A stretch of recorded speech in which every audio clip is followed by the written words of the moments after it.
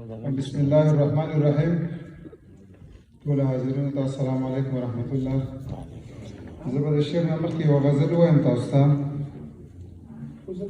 غزل ده چې وایي دروغ راشي په رښتیا کړي سترګې پټې،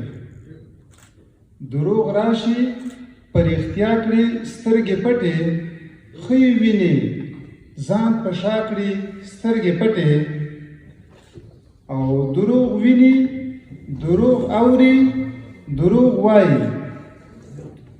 دروغ ویني دروغ اوري دروغ وایي، نو خود به ځکه په وفا کړي سترګې پټې، او سپین لباس خوږې پستې پستې خبرې، سپین لباس خوږې پستې پستې خبرې، او سم به ځان درته مولا کی سترګې پټې، او همیشه به د بل په عیب نظر وي، همیشه به